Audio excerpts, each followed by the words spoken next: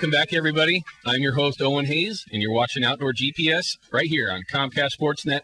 And we're fortunate enough to have Brian Wolfer on the line right now. We've been talking about opportunities for Westside spring bear. Now, myself, like if you were just with us before the commercial break, I have yet to take a bear, and I have tried very, very hard. And some of my buddies out there, if they're watching, are probably rolling on the ground right now, because where we hunt on the east side, everybody in camp sees bears. I never seem to find them.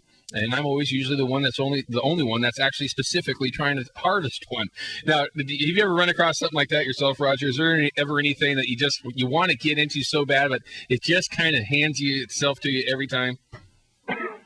That can happen, and in particular, that can really happen with bears. You know, bears, it takes a little while to learn where to find them, how to find them consistently. So it's a bit of a learning process. One of the things that I'm trying to learn how to do myself to get into bears a little more consistently is when you do find abundant sign, sometimes you're just a few days too late. Right. And so making note of those patches of whatever it is, skunk cabbage, a swamp area in the spring, or in the fall season, blackberries or huckleberries, when you find that patch that's been really hit hard by the bears, but you just missed it by 2 days, remembering where that is, making sure that you check on it next year, and when you find the first sign of bear activity, to actually spend a lot of time there, because you know the bear's going to be spending time there in the near future. That's kind of a key. And so, you know, sometimes it's a little hard to scout for the current season you're in, but if you use the current season to learn things for next year, it's really going to help you. So basically, you're trying to establish some sort of a pattern, what the bears are actually targeting specifically from the time frame that you're actually out there. So again, so you can roll it over to the next season. Would you agree that if you found a patch of either berries or some of the grasses that they like to eat, if you find it again that hasn't been hammered on too hard, is that a place that you might want to hang out for a day or so just to check it out and see what actually comes into that area? Yeah, in the spring season, you know, the bears don't have a whole lot of options out there. They're hitting a lot of grasses, and some swamp stuff and a lot of green up, and some logs where they can get it. And so when you find a lot of sign at a lower elevation that you just kind of missed that window on, look to move up an elevation where the snow may have recently melted off and look for that same type of stuff that's just coming on, because a lot of times people end up hunting just a little late for the spot that they're in. Makes absolutely perfect sense. It seems to be the way that even, you know, again, I'm referring to the east side. That's the only area that I've spent time chasing bears. But the season before last, that was kind of what we ran into. At least for myself, we would either be too high in the snow line or too low. And when we did find sign, it was basically exactly like you just described. We found it because they were already there, not that they were intending on coming back. So by all means, folks, that's a great tip.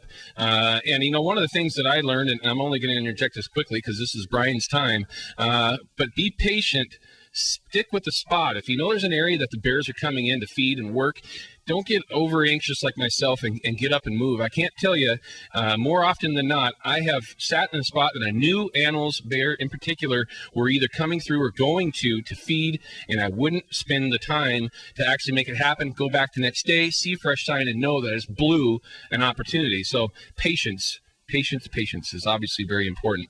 Now, always a question that I ask any of the folks from ODFW, Brian, I always ask if somebody was brand new, they had no idea where to go, they got you on the phone, and this is what they wanted to do, they got a tag, they want to go to the west side, what would be a great place to start? Let's just say they're going into the ALC unit. What would be a good way to start? What would you recommend?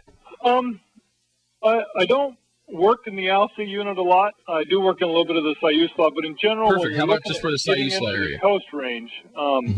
Look if you can get into some of the private timber ground because of the harvest that's happened there. Some of those relatively fresh units that are getting a nice springtime sun and getting that spring grass flush is what you're looking for. Also a swamp with some skunk cabbage. But if you can get private timberland, you're going to need permission to access it, and you know that's not always a guarantee, but that's a good bet. If you're looking on national forest, there may be some old cuts that have some food on them, or some grassed-in old logging roads that don't have vehicle traffic on them, and those bears will be grazing in the grass along those roads. And those are some good bets. when you're looking at the Cascades, a lot of it's the same idea, but if you're looking on the National Forest, you've got some of the higher elevation grassy meadows and glades that are going to come on a little bit later in May, mid to late May, and those can be good bets also. Now, the season that's going on over on the west side, it opens in April. Is it the first week of April? It's April 1st. Okay, and how long does that actually go through? Does it go through the end of May? It goes through the end of May, so a person's got 2 months. Earlier in the season, we tend to see the boars get out of the dens and become active a little bit earlier. You always want to be careful when you see a bear that you take the time to look at it and make sure that it's not a sow with cubs, because a sow with cubs of the year are protected. And those cubs that are going to come out this spring are going to be pretty small. You're looking at something that's the size of a Cocker Spaniel, and it can be a little hard to spot there in the brush. Sure. So you want to take the time to look at them good if you can do it. And that's why finding them in some of these clear cuts is real nice, because you get a bear out in the open where you really get a chance to watch it for a few minutes and see what it's with and what it's doing, and make sure you know what you're shooting at. Yeah, and hopefully the one that you find is solo all by itself, got a big head and a belly that drags on the ground, which is what everybody's looking for if you're a bear hunter. There's definitely a few of those out there. Yeah, I mean, just a quick story. I mean, one of the reasons why I got into bear hunting, I've been in elk camp for many years and only hunted elk and deer for a few years, but the very first bear I ever saw gave me such a heart attack. I saw such a beautiful animal. I was like, God, I want to have one of those on my wall or something, and yet, that was the last one that I saw. Yep. That just is the way it goes. Well, Brian, thank you very much for taking the time to talk with us. Great information. And for everybody out there, we've been showing all of his information so that you can get a hold of Brian. If you're going to go and chase these spring bears over on the west side, give Brian a call. The guy will be happy to give you any info that they can. And if he's not available, just get a hold of anybody there at ODFW. They are a wealth of information, and they will help you get into the right areas and guide you into the right direction so that you can take your bear and actually, hopefully put a nice mount on the wall. And I got to tell you, they're great steaks too. Don't think that they're not good eating. But hey, Brian, thank you very much for taking the time to talk with us.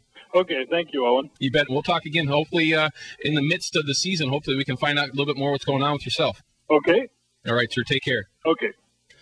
Again, great info, and again, I know I mentioned this earlier, ODFW is a great source of information. They are a wealth of info, and they are more than willing to give you as much information as they can. And if they can't find the info that you're looking for when you contact them, they will get that info for you. So by all means, always use them as a tool. Now, we will be back in a little bit to wrap up the show. I'll give you an idea of what I'm going to have for you for tomorrow and on Sunday, some of the stuff that I've been up to. So hopefully you'll get a chance to see us tomorrow and Sunday if you're not on the water. But if you are at home, you're going to want to see us. So be back here in just a couple of minutes.